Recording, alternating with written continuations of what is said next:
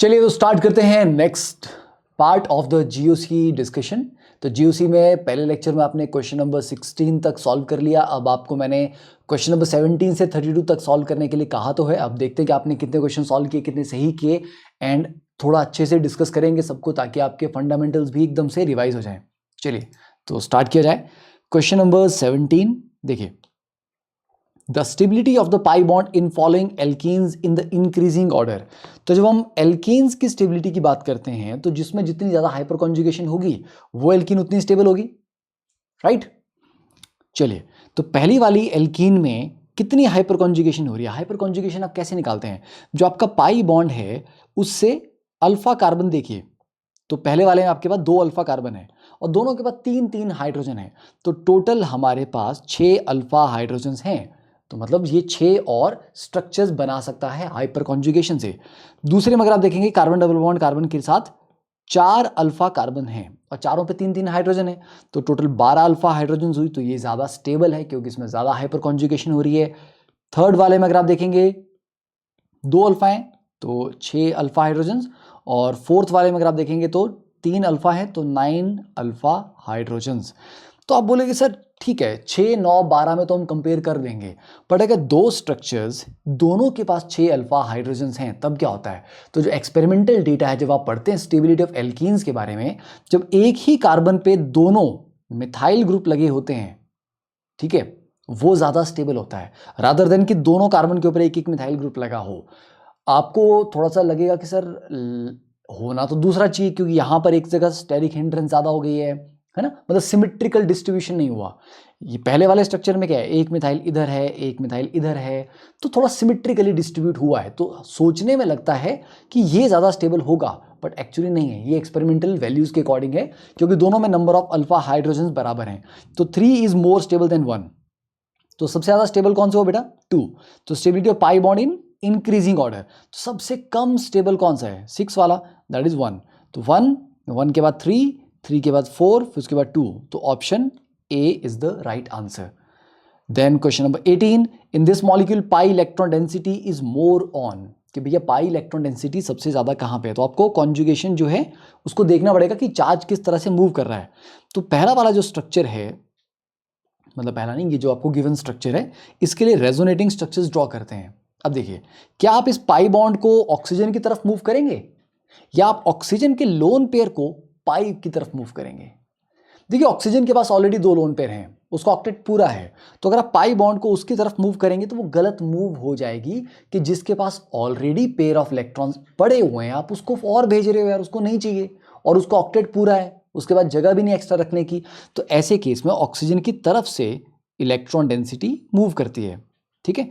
तो आप इसका रेजोनेटिंग स्ट्रक्चर्स बनाएंगे अगर, तो एक रेजोनेटिंग स्ट्रक्चर आएगा, यहाँ नेगेटिव चार्ज, यहाँ पे डबल बॉन्ड, एक लोन पेयर बचा, पॉजिटिव चार्ज, ये एक ये बन गया, और दूसरी बार ये नेगेटिव चार्ज यहाँ जंप करेगा, ये वाला पाई बॉन्ड ना यहाँ आके बैठ जाएगा, ठीक है। तो देखिए अब ये नेगेटिव चार्ज, यहाँ पे डबल बॉन्ड, यहाँ पे double bond, lone pair, positive charge, ये केस आ गया आपके पास, ओके। तो हम देख पा रहे हैं कि नेगेटिव चार्ज कहाँ कहाँ आ रहा है। नेगेटिव चार्ज एक तो 2 पोजीशन पे आ रहा है और उसके बाद 4 पोजीशन पे आ रहा है, ठीक है। तो C2 एंड C4, बस यही पूछा था आपको, nothing else, simple resonating structure बना के कंपेयर करना था आपको। Then question number 19, if the given compound is planar select the correct statement. देखिए बोरॉन के बारे में पूछा गया है, तो बोरॉन, अच्छा सबसे पहले मैं आपसे सिंपल सा क्वेश्चन पूछता हूं, क्या आपको लग रहा है इस कंपाउंड में कंप्लीट कॉन्जुगेशन है या कॉन्टिन्यूअस कॉन्जुगेशन है, होता है charge single charge single charge पूरा गोल गोल घूम सकते हैं, मतलब कॉन्टिन्यूअस कॉन्जुगेशन यहां पर है कि नहीं है।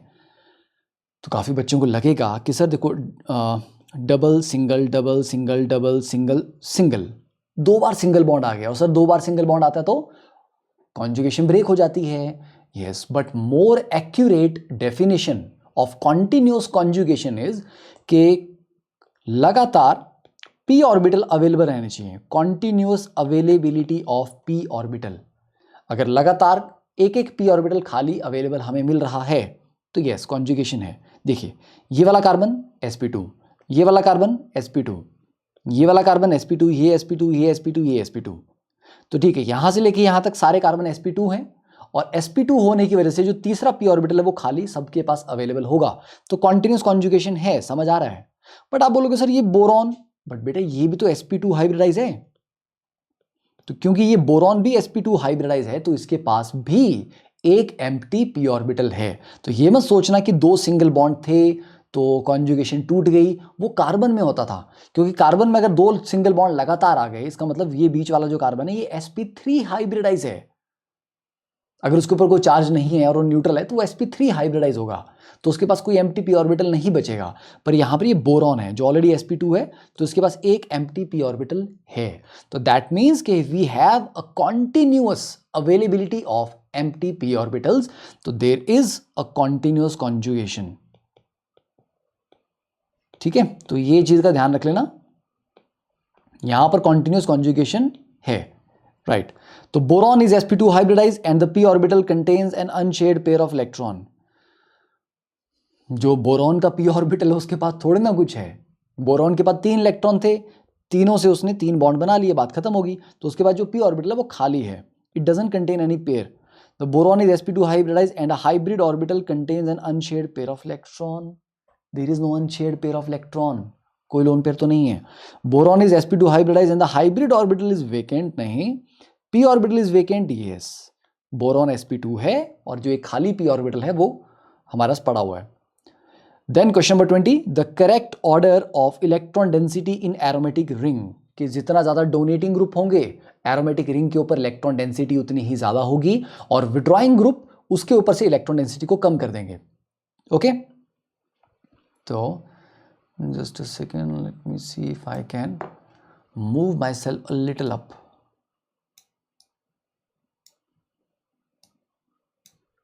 यस, अब इससे ऊपर नहीं जा सकता मैं,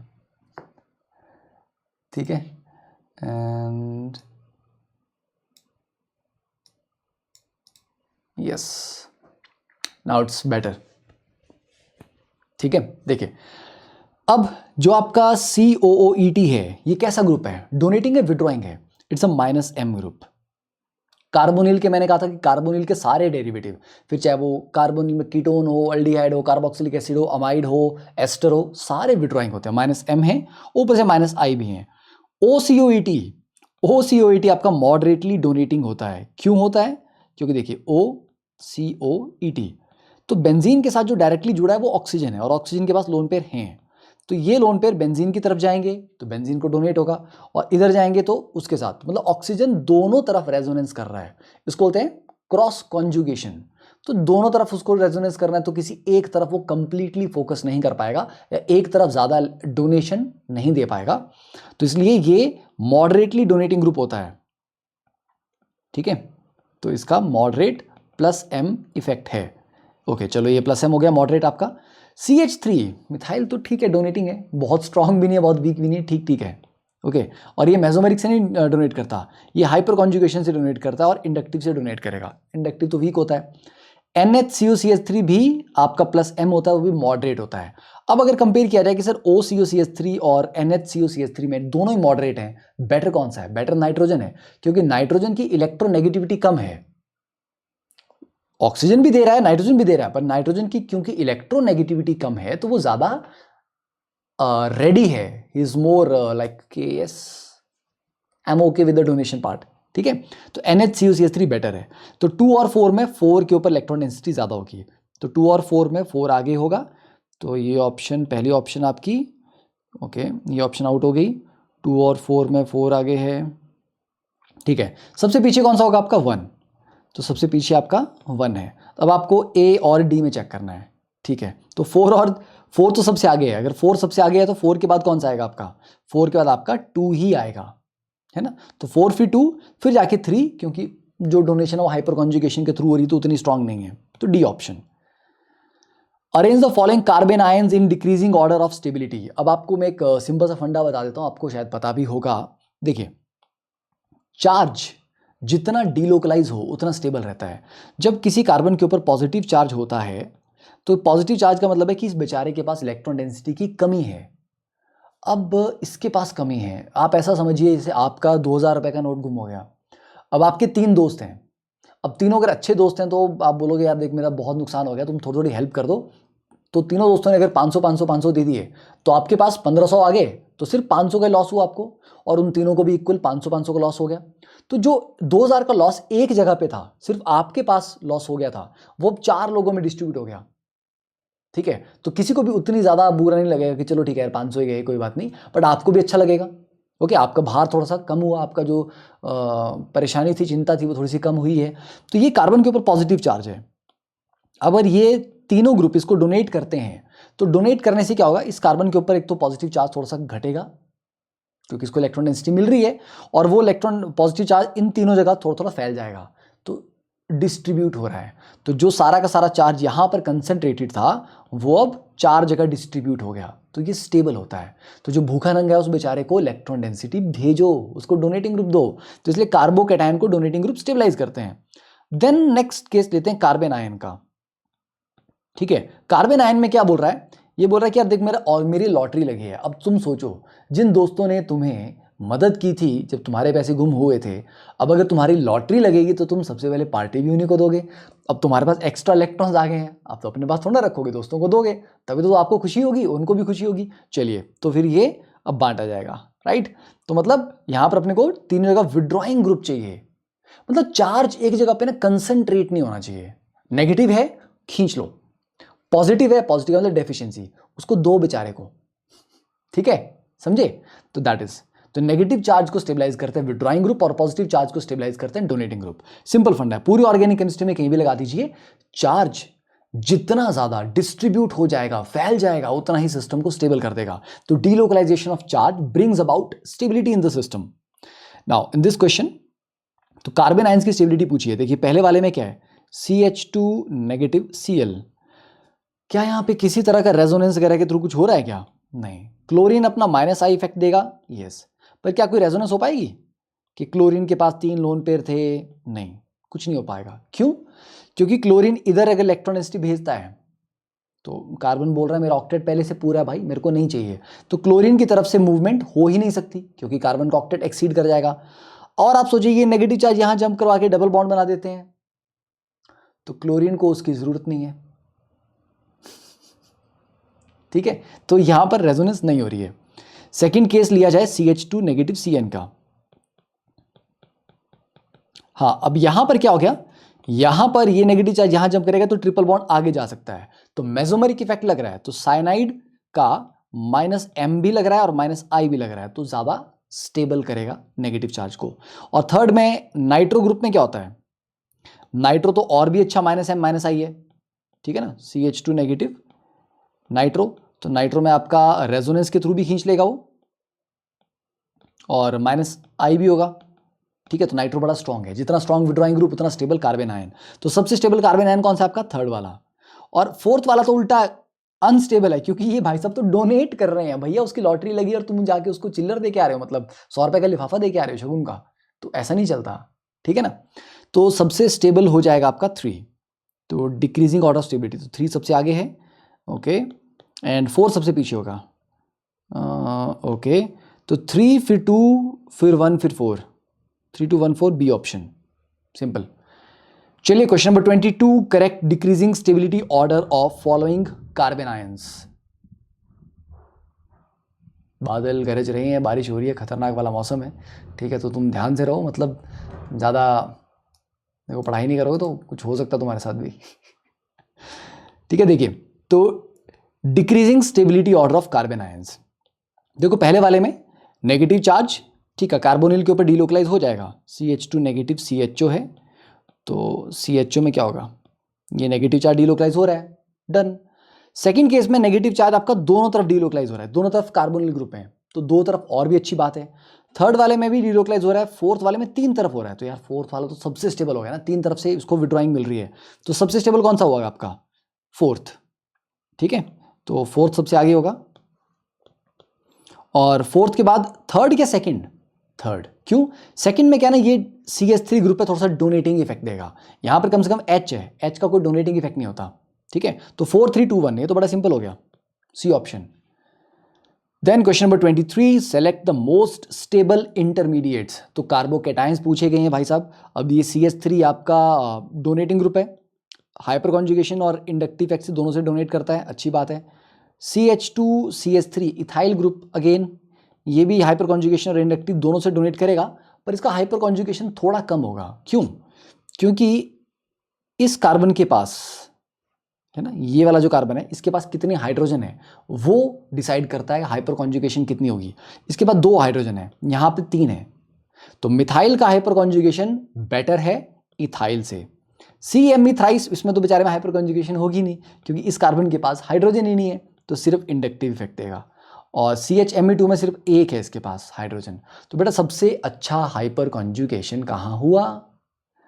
यहाँ पे। अब आप बोलोगे सर इंडक्टिव को क्यों नहीं काउंट कर रहे? क्योंकि बेटा जहाँ पर पॉजिटिव चार्ज है उससे ये कार्बन बहुत दूर है, तो इतने दूर से इंडक्टिव इफेक्ट ऑपरेट नहीं कर पाता क्योंकि डिस्टेंस डिपेंडेंट है।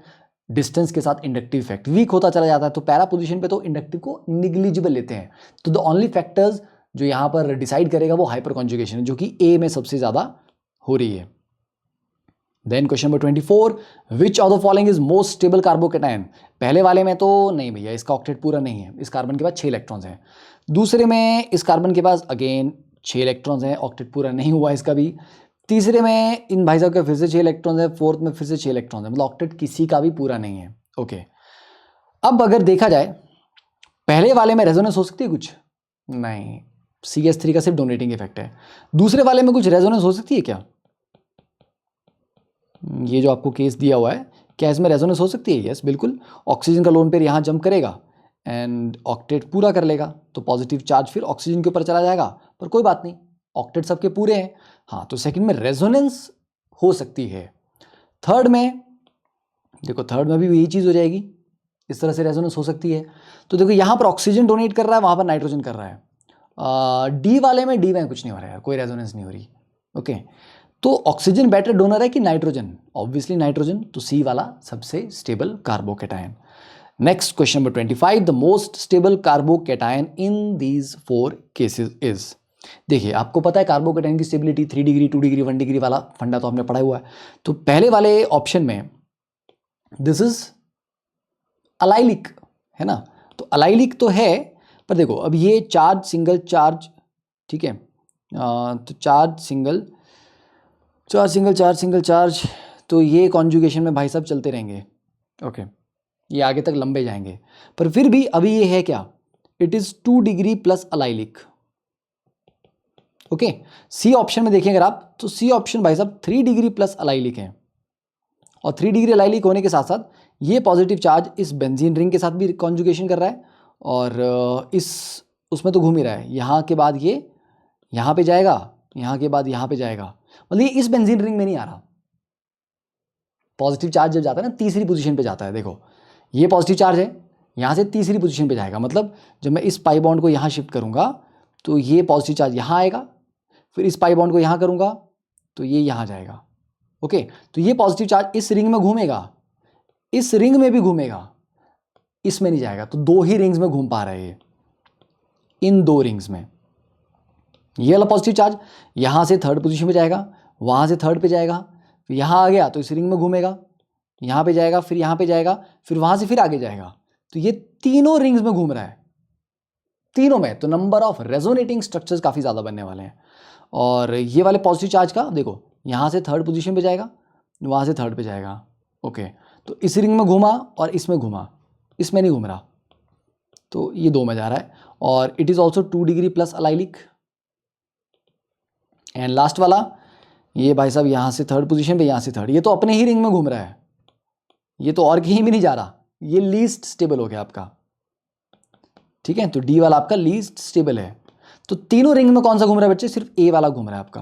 तो ये मैं सोच रहा सर ये वाला तो 3 डिग्री है, अभी है ना यार, वो तो डिलोकलाइजेशन में तो ये वाला भी बन जाएगा 3 डिग्री थोड़ी देर में, जब ये यहाँ पहुँचेगा तो 3 डिग्री बन जाएगा।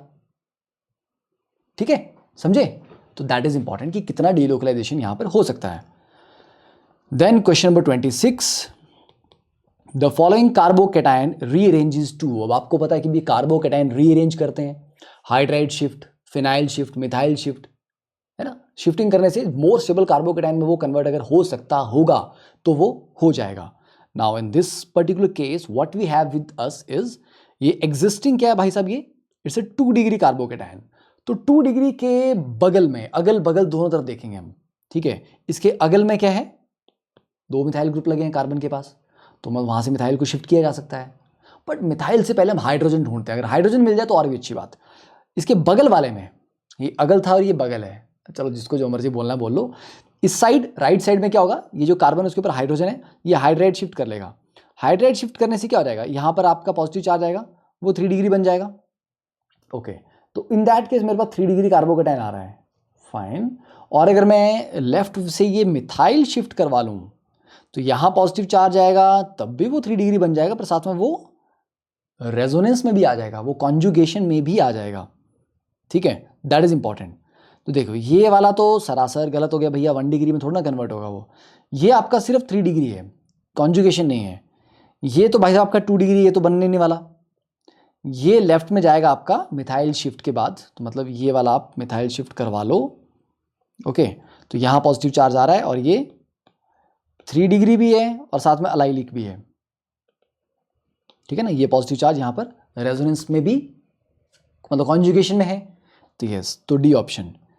Question number 27, correct basic strength order. देखिए बेस अच्छा कैसे बनता है, इलेक्ट्रॉन डेंसिटी बहुत हाई होनी चाहिए, ठीक है। मतलब बेस वो होता है जो इलेक्ट्रॉन डेंसिटी डोनेट कर पाए, तो भैया होगी तब तो डोनेट कर पाएगा ना। ओके, तो एक तो इलेक्ट्रॉन नेगेटिविटी कम होनी चाहिए, जैसे अगर आपको नॉर्मली पता है ये कि CH3 negative is a better base than NH2 negative which is better base than OH negative which is better than F negative. क्यों ऐसा, नेगेटिव चार्ज तो सबके पास है, इलेक्ट्रॉन डोनेट करने की कैपेबिलिटी तो सबके पास है, पर कार्बन की क्योंकि इलेक्ट्रोनेगेटिविटी सबसे कम है, तो ये बोल रहा है मेरे पास है भी और मैं दूंगा भी। फ्लोरीन बोलता मेरे पास तो है पर देने का मन नहीं है, राइट, होता सबके पास है, देता कोई नहीं है, ठीक है। तो दैट इज द प्रॉब्लम, होने हैं, होने भी चाहिए और देने की कैपेसिटी भी होनी चाहिए। तो एक तो हो गया कि जिस एटम पे चार्ज है उसकी इलेक्ट्रोनेगेटिविटी भी डिसाइड करती है। दूसरा, मान लो 2 नाइट्रोजन को कंपेयर कर रहे हैं आप, दोनों ही नाइट्रोजन है, तो जिस नाइट्रोजन के पास पहले से इलेक्ट्रॉन डेंसिटी ज़्यादा है, मतलब उसके ऊपर डोनेटिंग ग्रुप ज़्यादा लगे थे, वो ज़्यादा अच्छे से दे पाएगा क्योंकि उसके पास ऑलरेडी है ज़्यादा इलेक्ट्रॉन डेंसिटी। तो यहाँ पर सारे ही नाइट्रोजन है। Okay, yes. तो पहला तो आपका सिंपल एनिलीन है, दूसरा आपका ऑर्थो पे आपका, अब देखो यहाँ पे एनिलीन वाला ना ऑर्थो पैरा इफेक्ट वाला भी लग जाएगा फंडा। ये नाइट्रोजन के ऊपर एक इथाइल ग्रुप लगा है जो डोनेट करके उसको 2 डिग्री बना रहा था, एटलीस्ट उसकी इलेक्ट्रॉन डेंसिटी बढ़ा रहा है। एंड NO2 विड्रॉइंग ग्रुप है यार, विड्रॉइंग ग्रुप तो एसिडिटी बढ़ाता है, बेसिसिटी को कम कर देता है, ठीक है ना। तो विड्रॉइंग ग्रुप वाला तो नहीं होगा। अब आपको देखना है कि भैया Q और R इन दोनों में से कौन सा है। देखिए कि इन दोनों में से मतलब सबसे स्ट्रॉन्ग दोनों में से कौन सा होगा। S तो आपका पीछे आना है, ठीक है, तो S पीछे आना है, उसके अकॉर्डिंग आपका ये ऑप्शन आउट हो गया बाकी 3 में। अब देखो 2 में R दिया है, 1 में Q दिया हुआ है। देखिए Q में होगा क्या कि ऑर्थो पोजीशन पे एक ग्रुप लगा हुआ है, तो उसके पास थोड़ा सा हिंड्रेंस आ सकती है जिसको स्टेरिक इनहिबिशन ऑफ रेजोनेंस बोलते हैं, जिसकी वजह से NH2 ग्रुप हल्का सा प्लेन से बाहर जा सकता है। और अगर वो हल्का सा प्लेन से बाहर चला जाएगा तो उसके लोन पेयर का बेंजीन के साथ कॉन्जुगेशन कम हो जाएगा या खत्म हो जाएगा, तो वो लोन पेयर ज़्यादा आराम से अवेलेबल रहेगा, क्योंकि अभी ये लोन पेयर अवेलेबल नहीं है ना। नाइट्रोजन के ऊपर जो लोन पेयर है वो तो भागा हुआ है बेंजीन के पास, डीलोकलाइज है, तो डीलोकलाइज होगा तो अवेलेबल थोड़ा नहीं होगा ना यार। तो किसी तरह से अगर हम इसकी डीलोकलाइजेशन को रोक लें तो वो अवेलेबल हो जाएगा और फिर उसकी बेसिसिटी बढ़ जाएगी, ठीक है ना। अब देखिए यहां पर इथाइल में क्या है, ओके वो 2 डिग्री है, थोड़ा सा डोनेटिंग इफेक्ट आएगा, पर वो डोनेटिंग इफेक्ट उतना भी ज़्यादा इंपॉर्टेंट नहीं होता। डोनेटिंग आपको यहां पर भी आ रहा है, पर ये थोड़ा सा हिंड्रेंस भी क्रिएट कर रहा है। तो Q इज बेटर, Q फिर R और उसके बाद आपका P आ जाएगा, फिर जाके आपका S आ जाएगा, तो C option. Then question number 28, the order of basic strength of the given basic nitrogen atoms is. देखिए 1 2 3 नहीं 1 2 3 4 4 तरह के नाइट्रोजन हमारे पास हैं। तो अगर हम पहली नाइट्रोजन की बात करें तो पहली नाइट्रोजन का जो लोन पेयर है, क्या ये अवेलेबल है या ये रेजोनेंस में है। तो भाई साहब ये तो रेजोनेंस में है, ठीक है। कैसे, देखिए ये लोन पेयर आपका यहाँ जंप करेगा, ये वाला पाई बॉन्ड आपका आगे जाएगा, ओके ठीक है, तो ये रेजोनेंस में है। ओके दूसरी वाली नाइट्रोजन का लोन पेयर रेजोनेंस में है क्या? नहीं, क्योंकि पाई बॉन्ड उसकी तरफ आ रहा है। इसके लोन पेयर को आप इधर मूव नहीं कर सकते। क्यों? क्योंकि इस कार्बन का ऑलरेडी ऑक्टेट पूरा है। एक लोन पेयर मूव कर दिया तो ऑक्टेट एक्सीड कर जाएगा, दिक्कत हो जाएगी उसको। ओके, क्योंकि वो पाई बॉन्ड आगे नहीं जा सकता। तो सेकंड वाली नाइट्रोजन का लोन पेयर अवेलेबल है, मतलब उसकी बेसिसिटी 1 से तो बेटर है। फोर्थ वाले की क्या है? फोर्थ वाला तो बहुत अच्छे से रेजोनेंस में है। पहले वाले की रेजोनेंस उतनी अच्छी नहीं थी, फोर्थ वाले की ज़्यादा अच्छी है। क्यों? क्योंकि नेगेटिव चार्ज फाइनली ऑक्सीजन के ऊपर जाएगा, जो कि एक स्टेबल सिनेरियो क्रिएट करेगा। थर्ड वाले में तो लोन पेयर भैया टोटली अवेलेबल है, कहीं नहीं जा रहा, और ऊपर से वो 2 डिग्री है, मतलब इधर से भी डोनेशन मिल रहा है, इधर से भी डोनेशन मिल रहा है। ठीक है, मतलब इससे sp3 नाइट्रोजन ना, तो sp3 वाले की बेसिसिटी ज़्यादा होती है, जबकि ये 2 वाला जो नाइट्रोजन है ये sp2 है।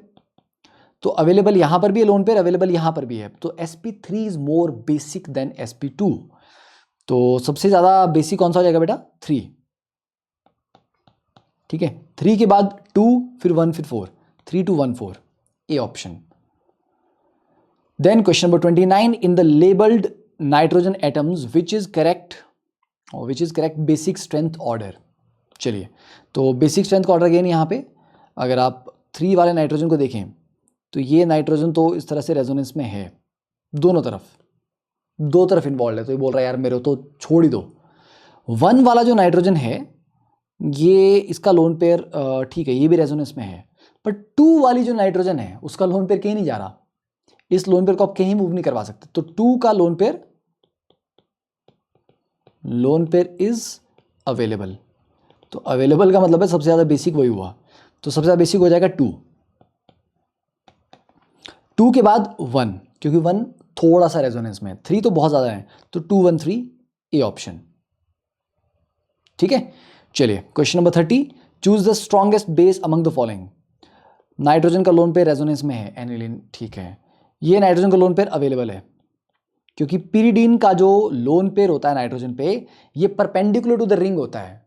तो रिंग के, क्योंकि मतलब रिंग का जो पी ऑर्बिटल वाला है ना, उसके परपेंडिकुलर होता है ये, मतलब रिंग के परपेंडिकुलर नहीं बोलूँगा मैं, आप ऐसा बोलो कि जो ये पाई इलेक्ट्रॉन क्लाउड है, ये P orbital P orbital P orbital P orbital P orbital, ये वाला लोन पेयर ऐसा है, परपेंडिकुलर है इसके।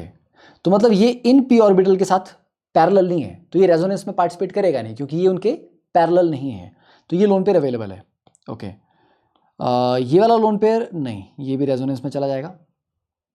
ये वाला लोन पेयर ये टोटली अवेलेबल है, रेजोनेंस से बाहर है, और ऊपर से ये sp3 है, ये वाले भाई साहब sp2 हैं।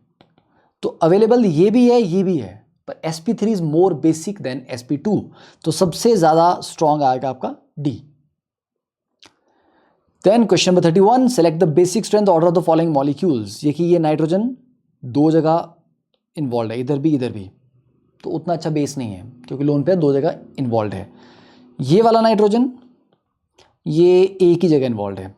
ओके, और ये वाला नाइट्रोजन ठीक है, मतलब ये बेंजीन के साथ तो इन्वॉल्व है, आगे नहीं। तो बेंजीन के साथ जब ये रेजोनेंस करेगा तो कहाँ जाएगा चार्ज? ऑर्थो पे और पैरा पे।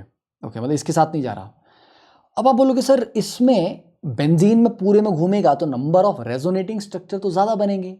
हाँ ठीक है, बट बेटा जब ये चार्ज इस तरह से घूमेगा, ठीक है, थर्ड वाले में, तो जो कार्बन्स के ऊपर नेगेटिव चार्ज आएगा ऑर्थो और पैरा पे, कार्बन पे नेगेटिव चार्ज उतना स्टेबल नहीं होता। मान लिया वो 3 स्ट्रक्चर बनेंगे ऑर्थो पैरा मिला के, सिर्फ नंबर ऑफ स्ट्रक्चर ज़्यादा होने से स्टेबिलिटी नहीं बढ़ जाती, क्योंकि वो तीनों बार कार्बन पे नेगेटिव चार्ज आ रहा है, और कार्बन पे नेगेटिव चार्ज उतना स्टेबल नहीं होता, तो वो 3 स्ट्रक्चर उतना कंट्रीब्यूट नहीं करेंगे। जबकि सेकंड वाले में क्या है, एक ही स्ट्रक्चर ये बन रहा है कार्बोनिल के साथ, पर वो ऑक्सीजन पे नेगेटिव चार्ज आ रहा है, और वो ज़्यादा अच्छा काउंट होता है, क्योंकि इलेक्ट्रोनेगेटिव एटम के ऊपर नेगेटिव चार्ज आ रहा है, तो वो वाली रेजोनेंस ज़्यादा अच्छी होगी। तो मतलब हम बोल सकते हैं कि नाइट्रोजन से इलेक्ट्रॉन्स ऑक्सीजन की तरफ जाना प्रेफर करेंगे, क्योंकि मोर इलेक्ट्रोनेगेटिव के पास जा रहे हैं। थर्ड में क्या है, नाइट्रोजन के पास ज़्यादा रहना प्रेफर करेंगे। वो बोल रहे हैं यार कार्बन के पास भेज रहे हो, शर्म कर लो थोड़ी सी, कहाँ भेज रहे हो हमारे को, है ना, लेवल गिरा रहे हो हमारा। तो स्ट्रॉन्गेस्ट बेस कौन सा आ जाएगा आपका? ऑब्वियसली थर्ड वाला। ठीक है, तो थर्ड, फिर उसके बाद सेकंड, फिर फर्स्ट। Yes, A option.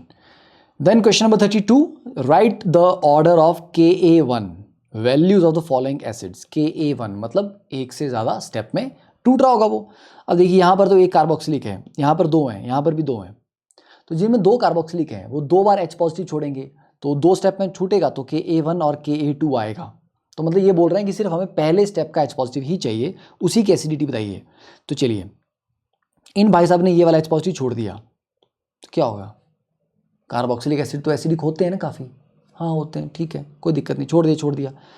इन भाई साहब ने छोड़ दिया तो ये वाला H पॉजिटिव छोड़ा तो क्या होगा? तो होगा ये जो COO नेगेटिव है, ये आपस में H बॉन्डिंग कर लेंगे। मतलब इसका ऑक्सीजन और इसका हाइड्रोजन दोनों सेम साइड पे हैं तो आपस में H बॉन्डिंग कर लेंगे। तो मतलब इस H के जाने के बाद ये खुश हो जाएंगे कि यार हमारी H बॉन्डिंग हो रही है, तो ये जल्दी जल्दी बोलेंगे जल्दी जल्दी निकल। तो मतलब ये वाला हाइड्रोजन ज़्यादा जल्दी निकलेगा। इस वाले केस में अब ये दोनों ज्योमेट्रिकल आइसोमर्स हैं। इस वाले में क्या है कि इस वाले H को मैं निकाल भी दूँ, H बॉन्डिंग नहीं हो पा रही क्योंकि ये ऑपोजिट साइड में है। तो बोलेगा कि कोई दिक्कत नहीं यार, छोड़ क्यों जा रहा है, रह यहीं पे रहना, क्या दिक्कत है। तो सबसे फास्ट निकलेगा सेकंड का। Now the question comes, sir first में क्या दिक्कत हुई, फर्स्ट का क्यों नहीं निकलेगा सबसे फास्ट? क्योंकि बेटा इसमें एक्स्ट्रा COH ग्रुप लगा है जो कि एक और विड्रॉइंग ग्रुप की तरह काम कर रहा है, -I है ना। यहाँ पर एक्स्ट्रा -I कोई नहीं लगा हुआ, तो ये इसके -I की वजह से ओवरऑल एसिडिटी बढ़ जाएगी। तो 2 फिर 3 फिर 1, ठीक है, तो 2 3 1 ए ऑप्शन, ओके, क्योंकि दो COH का -I तो काउंट होगा ना, और कुछ ना हो कम से कम वो तो होगा। तो क्वेश्चन 32 थे। अब आगे देख लेते हैं, ये क्वेश्चन है कितने हमारे पास? 33। अरे वाह, अरे एक ही क्वेश्चन बचा हुआ था, ओप्स।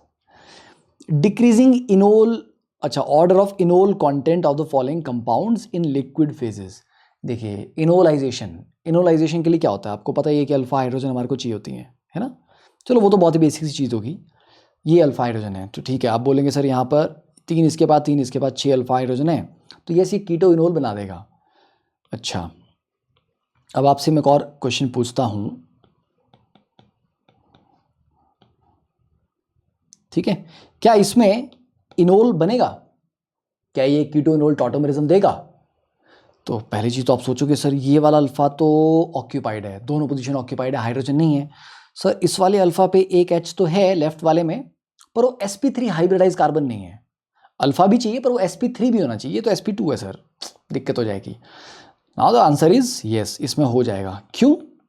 अल्फा हाइड्रोजन का मतलब ज़रूरी नहीं है कि बिल्कुल बगल वाला कार्बन। अगर एक कॉन्जुगेटेड सिस्टम है, ठीक है, उस कॉन्जुगेटेड सिस्टम का अल्फा कार्बन भी काउंट हो जाता है। तो ये डबल सिंगल डबल, तो यहाँ से लेके यहाँ तक कॉन्जुगेशन है, ओके, यहाँ से लेके यहाँ तक, तो इस कार्बन का जो अल्फा होगा वो भी काउंट हो जाएगा, ठीक है। तो कैसे? जैसे OH नेगेटिव आया बेसिक मीडियम में, अगर आप एनालाइजेशन करवा रहे हो, टॉटोमराइजेशन करवा रहे हो, OH नेगेटिव ने इस H पॉजिटिव को उठाया, ये बॉन्ड यहाँ शिफ्ट हुआ, ये वाला यहाँ शिफ्ट हुआ, ये वाला यहाँ शिफ्ट हुआ, तो इस तरह से करके इनोल बन जाएगा आगे, है ना। फिर ये O नेगेटिव बन जाएगा और वो H उठा लेगा, जो बेस लेके गया था उसको वापस ले लेगा, तो OH बन जाएगा यहाँ पे। तो यस, तो अल्फा डजंट मीन कि बिल्कुल बगल वाला हाइड्रोकार्बन के ऊपर चाहिए, कॉन्जुगेटेड सिस्टम का अल्फा भी काउंट होता है। Now decreasing order of enol content, देखिए पहले वाले में, ठीक है, 1 2 है और ये साइक्लिक है, इसमें दिक्कत क्या होती है ना, ये दोनों कार्बोनिल आपस में बड़ा रिपेल करते हैं, बिल्कुल बगल बगल में और सेम साइड पे हो गए, तो ये बोलता है कि यार इनोल ही बना ले तो बेटर रहेगा, ठीक है, इनोल बनाना, तो ये बोलते हैं इनोल बना लो यार बेटर रहेगा। तो इसमें इनोल कंटेंट आपका अच्छा आ जाता है। 2 में भी ठीक है, 3 में भी ठीक है, 4 में नहीं क्योंकि OET है, ठीक है। कार्बोनिल में अगर आप ये मतलब एस्टर ग्रुप लगा देती हो तो उससे इनोलाइजेशन आपकी क्या हो जाती है, कम हो जाती है, क्योंकि ये इसके साथ रेजोनेंस में इन्वॉल्व हो गया। तो 4 में तो आपका बहुत कम हो जाएगा, तो 4 तो आपका लास्ट में आएगा, ठीक है, 4 लास्ट में आ रहा है, और सबसे बेटर होगा आपका 1 में, तो 1 2 3 4 ये ऑप्शन थी, ओके। चलिए, तो ये 33 क्वेश्चन हो गए। इसके बाद फिर अब हम करेंगे DPP का डिस्कशन। तो आई थिंक काफ़ी अराउंड 80 क्वेश्चन आपको DPP में हैं, और उसके बाद भी देखते हैं अगर और क्वेश्चन करने होंगे तो, है ना, आगे भी कर लेंगे हम, क्योंकि अभी प्लान ये कि GOC में हमने स्टीरियो केमिस्ट्री वाला पार्ट तो अभी प्रैक्टिस में नहीं किया, पर आपको डीपीपी में ज़रूर आएगा, ठीक है। थोड़ी सी बेसिक सी स्टीरियो केमिस्ट्री, बहुत हाई नहीं, पर स्टीरियो केमिस्ट्री के ऊपर हम थोड़ा अलग से एक सेट ऑफ क्वेश्चंस कर लेंगे ताकि आपका थोड़ा स्टीरियो केमिस्ट्री का प्रैक्टिस हो जाए, क्योंकि एनसीईआरटी ने स्टीरियो केमिस्ट्री को अलग से चैप्टर तो नहीं कंसीडर किया हुआ कहीं पे, बट क्योंकि उसमें काफ़ी चीज़ें आती हैं तो कुछ डेडिकेटेड क्वेश्चन है ना, 20 क्वेश्चन अगर हम कर लें, अच्छे वाले क्वेश्चन कर लें तो आई थिंक हो जाएगा, फिर डीपीपी कर सकते हैं। तो 20 क्वेश्चन मैं स्टीरियो केमिस्ट्री के बना के वो भी डिस्कस कर लूँगा आपके साथ, ठीक है। चलिए, तो I hope this was a wonderful session, और अगर आपको भी ये कैनवस क्लासेस के कोर्स अच्छे लग रहे हैं then do tell all your friends and juniors, because अगर आपको लग रहा है कि क्वालिटी एजुकेशन है, अफोर्डेबल है, मज़ा आ रहा है, समझ आ रहा है, कुछ सब्जेक्ट इम्प्रूव हो रहा है, तो बताना आपको ये, बिकॉज आप लोगों के क्वालिटी और भरोसे के बेसिस पे ही कैनवस क्लासेस ग्रो करेगा। It is not an organization जो पानी की तरह पैसा बहा के बहुत ज़्यादा मीडिया मतलब प्रचार करके कुछ कर लेगा, है ना। It's all about the quality and the faith of the students. Okay, चलिए, थैंक यू, बाय।